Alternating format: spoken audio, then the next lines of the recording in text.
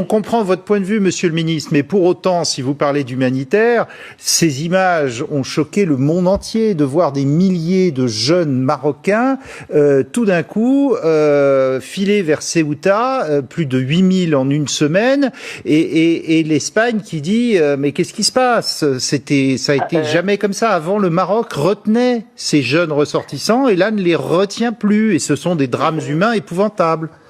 Je vous entends et j'aimerais, loin de toute émotion, loin de toute démagogie, rappeler quelques faits.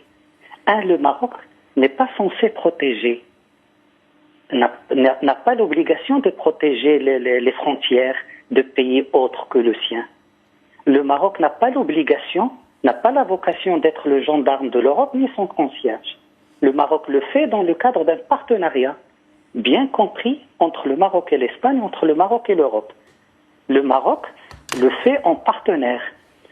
Si les fondements de ce partenariat ne sont pas respectés, il faut demander à l'Espagne, pays européen, est-ce qu'il a consulté l'Europe avant d'agir contre les intérêts de ce partenaire. Il faut demander à l'Espagne pourquoi il a agi de manière frauduleuse par rapport à un criminel de guerre dont il connaît par rapport à un sujet important pour le Maroc et les Marocains. L'Espagne n'a pas consulté l'Europe pour créer la crise. Ça, c'est le premier fait.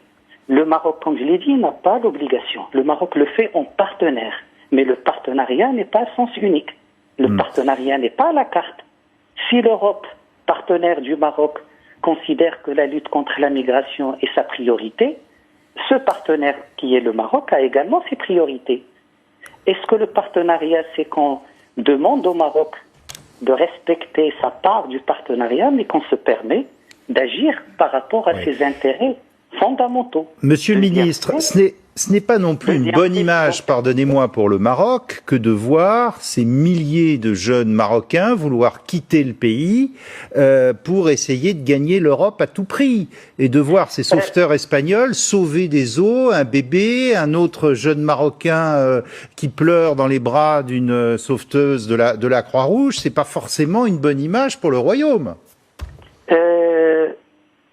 C'est une volonté. La crise migratoire, on en a eu de manière cyclique. Ce qu'il y a cette fois-ci, c'est qu'il y a un contexte où on a voulu surdimensionner tout ça pour détourner l'attention sur le problème réel. Le problème est d'abord bilatéral entre le Maroc et l'Espagne.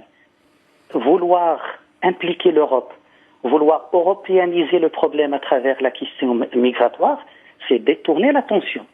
La crise est bilatérale entre le Maroc et l'Espagne. Et sur la question migratoire, le registre du Maroc est bien connu. Je vous donne 4 chiffres. Le Maroc a avorté 14 000 tentatives de migration clandestine en 3 ans. Le Maroc a démantelé plus de 8 000 cellules de trafic d'êtres humains. Le Maroc a avorté 80 tentatives d'assaut sur la ville de Ceuta. Le Maroc a échangé avec l'Espagne plus de 9 000 informations sur la migration clandestine. L'Europe ne s'est jamais souciée de son flanc ouest. C'est pas parce que ce flanc n'est pas utilisé par les mafias de trafic d'êtres humains. C'est parce qu'un pays a mobilisé 20 000 de ses forces de sécurité quotidiennement qui protègent ses côtes. Bon. Monsieur le ministre, pas par obligation. On oublie les trains qui arrivent à l'heure pendant des années. Bon. Le Maroc a rempli son obligation en partenaire, pas en contrepartie financière comme je l'entends. Dernière question, monsieur. Rien de l'Europe. Monsieur le ministre, dernière question. Si l'Espagne renvoie ce dirigeant du Polisario, apparemment il se porte de mieux en mieux, il souffrait du Covid, cette immigration des jeunes Marocains vers Ceuta s'arrêtera du jour au lendemain? L'Espagne se trompe s'il pense qu'en renvoyant ce monsieur, surtout avec les mêmes procédés, que le problème va être résolu. Au contraire, ça veut dire que l'Espagne aurait fait un choix contre les intérêts du Maroc. L'Espagne aurait fait un choix contre ses propres citoyens victimes de ce criminel. Le Maroc en tirera les conséquences. Pour le Maroc, l'Espagne a créé une crise par des actes. L'Espagne, par les actes encore, doit résoudre cette crise. Mais on en sort comment de cette crise, monsieur le ministre, alors? C'est à l'Espagne de trouver la solution. On ne peut pas manigancer le soir derrière le dos du partenaire et lui demander le lendemain d'être loyal sur les priorités de l'Espagne et de l'Europe. Et je pense que le Maroc est satisfait de sa relation avec l'Union européenne. Le Maroc n'a pas de problème avec l'Union européenne. Le Maroc a un problème avec l'Espagne et par rapport à un sujet particulier créé par l'Espagne sans impliquer l'Europe. Et je